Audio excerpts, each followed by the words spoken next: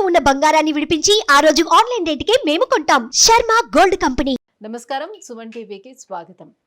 2025 ఆంగ్ల నూతన సంవత్సరం ద్వాదశ రాశుల వారికి నవగ్రహాల సంచారం ఆధారంగా ఎటువంటి ఫలితాలు ఉంటాయి, ఎటువంటి పరిహారాలను పాటించుకోవాలి, ఈ విషయాన్ని తెలియజేసేందుకు మనతో పాటు ఉన్నారు ప్రముఖ జ్యోతిష రత్న, జ్యోతిష చక్ర వైభవ నిపుణ డాక్టర్ రాళ్లపల్లి రవికుమార్ గారు మనతో పాటు ఉన్నారు. గురువుగారిని అడిగి తెలుసుకుందాం. నమస్కారం గురుగారు. నమస్కారం గురుగారు, మొదటిగా ద్వాదశ రాశుల వారి గురించి తెలుసుకునే ముందు ఈ నవగ్రహాల్లో ముఖ్యమైనటువంటి గ్రహాలు ఏవైతే ఉన్నాయో వాటి సంచారం ఎలా ఉంది, ఎటువంటి ఫలితాలను అందిస్తుంది? సుమన్ టీవీ ప్రేక్షకులకి ఆంగ్ల నూతన సంవత్సర శుభాకాంక్షలు. శరదిందు సమాకారే పరబ్రహ్మ స్వరూపిణి వాసరాపీఠ నిలయే సరస్వతి నమోస్తుతే. ఇది మనం న్యూ ఇయర్ గురించే చెప్పుకుంటాం. న్యూ ఇయర్ అంటే మనకి జనవరి 1, 2025 నుంచి డిసెంబర్ దాకా అనుకోండి.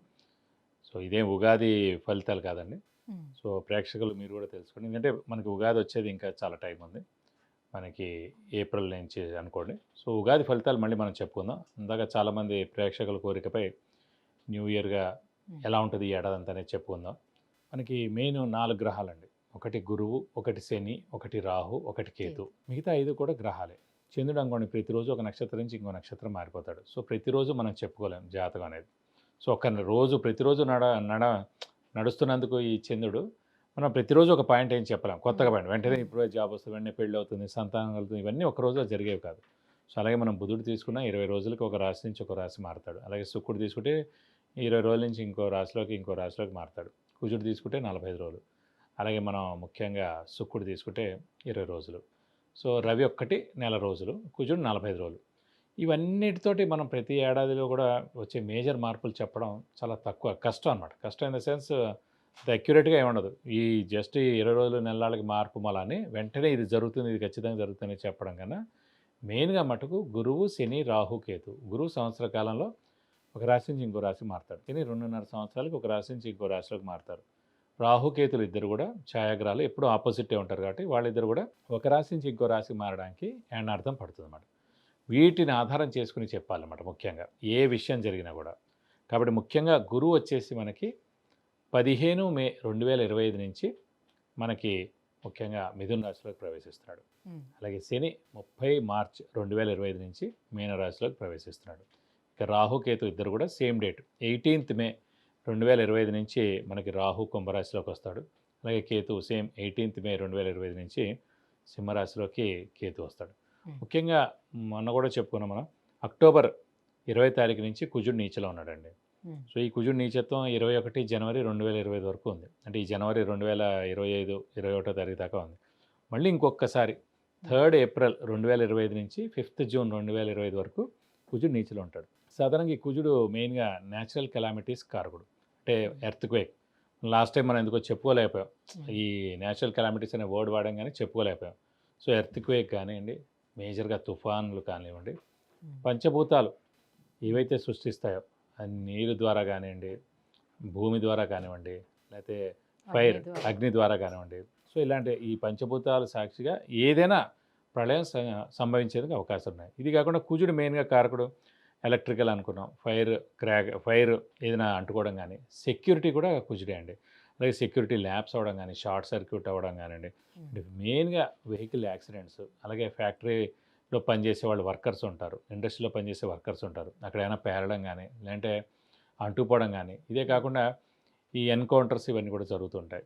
ఇలాంటి చోట్ల కూడా అనవసరంగా మన పోలీసులు కూడా కొంతమంది చనిపోవడం జరుగుతుంది. అలాగే ఆర్మీ వాళ్ళు కూడా కొంతమంది చనిపోవడం జరుగుతుంది. కాబట్టి మనకి జూన్ 5వ తారీఖు దాకా ఇలాంటివన్నీ ఉన్నాయండి. ఏప్రిల్ నుంచి జూన్, ఏప్రిల్ ముఖ్యంగా ఏంటంటే జనవరి 21వ తారీఖు దాకా ఉంది. ఆల్రెడీ మనకి 21 అక్టోబర్ నుంచి స్టార్ట్ అయింది 2024 నుంచి జనవరి 21, 2025 వరకు ఉంది. ఇది కాకుండా 3 ఏప్రిల్ 2025 నుంచి 5 జూన్ 2025 వరకు కూడా కుజుడు నీచలో ఉంటాడు. మళ్ళీ ఈ దాటిపోతే ఇంకా ఎలాంటి ఇబ్బందులు ఉన్నమాట. ఇవ్వండి ముఖ్యంగా మెయిన్గా రాహు, కేతు, గురు, శని మనకి ఎక్కడెక్కడ సంచరిస్తారో మెయిన్గా ఈ 2025 సంవత్సరంలో ఇలా ఉంటుంది. గురుగారు, ఈ 2025 ఆంగ్ల సంవత్సరం తులారాశి వారికి మెయిన్ గ్రహాలైనటువంటి రాహుకేతువులు, గురువు, శనువు ఎలా అనుకూలిస్తున్నారు, ఎటువంటి ఫలితాలను ఇస్తున్నారు వీళ్ళకి? తులారాశి అనగానే మనకి చిత్త 3, 4 పాదాలు, స్వాతి 1, 2, 3, 4 పాదాలు, విశాఖ 1, 2, 3 పాదాలు. ఈ నక్షత్రాల సమూహం మనకి తులారాశిలోకి వస్తుంది. వీరికి పట్టిందల్లా బంగారం అని చెప్పుకోవచ్చు. ఎందుకంటే ఎవరికైనా సరే గురువు కానీ శని కానీ అంటే రాహు కానీ కేతు కానీ బలాలు ఉంటాయి. ఉమ్. కానీ ఒక్క తులారాశి ఇందాక చెప్పినట్టు వృషభ రాశిలాగా ఒక తులారాశి మటుకు ఇప్పుడు ఈ సంవత్సరం గురుబలం, శని బలం, రాహుబలం, కేతుబలం 4 బాగున్నాయి. ఎందుకంటే గురువు మనకి 15th మే నుంచి భాగ్యస్థానంలోకి గురువు ప్రవేశిస్తున్నాడు. సంవత్సర కాలం ఉంటాడు. సో గురుబలం పరిపూర్ణంగా ఉంది. దైవబలం, దైవానుగ్రహం పరిపూర్ణంగా ఉంది. అలాగే శని ఆరో మనకి స్థానం. 30th మార్చి నుంచి 6వ స్థానంలో వస్తున్నాడు. 3, 6, 11 స్థానాలు అత్యుత్తమ స్థానాలు అన్నమాట. సో 2.5 సంవత్సరాలు తులారాశి వారికి శని చాలా బాగుంటాడు. పైగా తులారాశికి యోగకారకుడు, అదృష్టకారకుడు, లక్ ఫేవర్ చేసే గ్రహమే శని. అలాంటి శని 6వ స్థానంలో ఉంటాడు కాబట్టి 2.5 సంవత్సరాలు గోల్డెన్ పీరియడ్. కాకుండా రాహు, కేతులు, పంచమంలో రాహు, లాభంలో కేతు, ఉమ్. ఆ 2 గ్రహాలు కూడా చాలా బాగున్నాయి. కాబట్టి ఈ రాశి వారికి శ్రమ, కాలం, ధనం వ్యర్థం కాకుండా ఉండడం, అవసరానికి డబ్బులు సమకూరడం, రావాల్సిన బాకీలు వసూలు అవడం, షేర్స్ కలిసి వస్తాయి, స్పెక్యులేషన్స్ కలిసి వస్తాయి, మధ్యవర్తిత్వం వహించవచ్చును. అలాగే స్థలం కానీ ఇల్లు కానీ కొనేందుకు అవకాశాలు ఎక్కువగా ఉన్నాయి.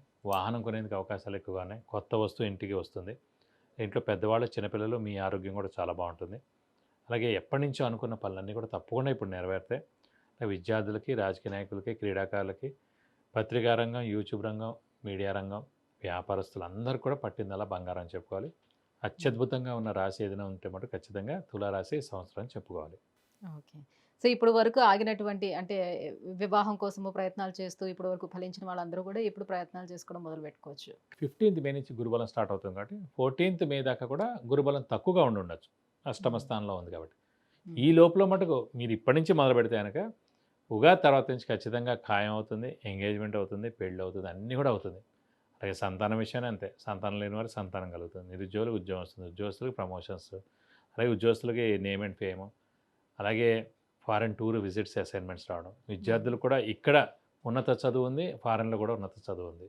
సో కొత్తగా వ్యాపారాలు చేసే వాళ్ళకి బాగుంటుంది, ఉద్యోగస్తులకి బాగుంటుంది, ప్రతి ఒక్కరికి విద్యార్థులకి అందరికీ బాగుంటుంది, అన్ని ఫీల్డ్స్ సో అందరికి కూడా ముఖ్యంగా తులారాశి. ఉన్నటువంటి 4 ప్లానెట్స్ కాబట్టి 4 ప్లానెట్స్ అత్యద్భుతంగా ఆ. ఉన్నాయి కాబట్టి అన్ని ముఖ్యంగా రకాలుగా. మన స్టేట్ ఇది కాబట్టి తులారాశి వచ్చేసి రేవంత్ రెడ్డి గారిది కాబట్టి ఖచ్చితంగా మనకి 15th మే నుంచి గురువు పరిపూర్ణంగా ఉంటారు కాబట్టి ఆయన అనుకున్న పనులన్నీ ఉమ్. ఇప్పటిదాకా ఏడాది నుంచి ఆయన ఉన్నారు.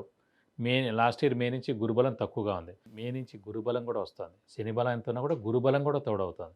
సో ఉమ్. దైవబలం ఎప్పుడైతే తోడవుతుందో మనం అనుకున్న పనులన్నీ కూడా నిరాటంకంగా కొనసాగుతాయి. ఎవరు అడ్డు ఆటంకాలు కూడా ఉండవు. కాబట్టి 15th మే నుంచి మనకి రేవంత్ రెడ్డి గారే ఎక్స్ట్రాడినరీగా ఉంటుంది. ఆయన పాలన కూడా అత్యద్భుతంగా ఉంటుందని చెప్పారు. అయితే ఇంకా ఏమైనా పరిహారాలు పాటించాల్సిన అవసరం వీళ్ళకి ఉంటుందా? అంటే తులారాశికి ఒక్క పంచమ స్థానంలో రాహు ఉన్నందుకు అమ్మవారిని ఎక్కువగా ఆరాధించడం, సుబ్రహ్మణ్య స్వామిని ఎక్కువగా ఆరాధిస్తే సరిపోతుంది. ప్రతిరోజు అమ్మవారి అష్టోత్తరం చదువుకోవడం లేదా సుబ్రహ్మణ్య స్వామి అష్టోత్తరం చదువుకోవడం. అలాగే అమ్మవారి టెంపుల్ ప్రతి శుక్రవారం వెళ్ళి 40 ప్రదక్షిణాలు చేస్తే మంచిది. అలాగే సుబ్రహ్మణ్య స్వామి టెంపుల్ మంగళవారం వెళ్ళి 40 ప్రదక్షిణాలు చేస్తే మంచిది.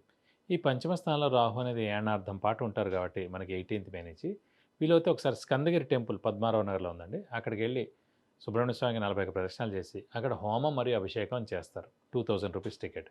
అది ఒక్కసారి మన పేరు, నక్షత్ర, గోత్రనామాలు చేస్తే కనుక తులారాశి వారు ఎవరైనా సరే ఖచ్చితంగా అంటే అత్యద్భుతంగా పంచమ ఉంటుందని స్థానంలో చెప్పాలి. ఉన్నటువంటి రాహు రాహు సంతానానికి కోసం. ఏమైనా ఇబ్బంది కలిగిస్తాడా? పంచమ స్థానంలో రాహు సాధారణంగా సంతానానికి ఇబ్బంది ఎప్పుడు అది జాతకంలో ఉంటే కనుక, జాతకంలో లగ్నం నుంచి పంచమ స్థానంలో రాహు ఉంటే కనుక, ఇక్కడేంటి రాహు ఉన్నా కూడా మనం ఆ దేవుణ్ణి పూజిస్తే సరిపోతుంది. పంచమ స్థానంలో ఏ గ్రహం అయితే ఉంటారో ఆ దేవుణ్ణి ఎక్కువగా పూజించాలండి.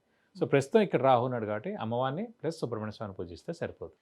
విద్య, ఉద్యోగం, వివాహం, వ్యాపారం, విదేశీయానం, ఆరోగ్యం, ఐశ్వర్యం, గృహం వీటన్నిటి గురించి తెలుసుకోవాలంటే కింద స్క్రోల్ అవుతున్నటువంటి నెంబర్లకి కాల్ చేయడం లేదంటే మెసేజ్ చేసి గురువుగారి యొక్క అపాయింట్మెంట్ పొందొచ్చు. గురుగారు, తులారాశి వారికి 2025 ఆంగ్ల సంవత్సరం ఎలా ఉండబోతుంది? ఈ విషయాన్ని తెలియజేసినందుకు ధన్యవాదాలండి. నమస్కారం.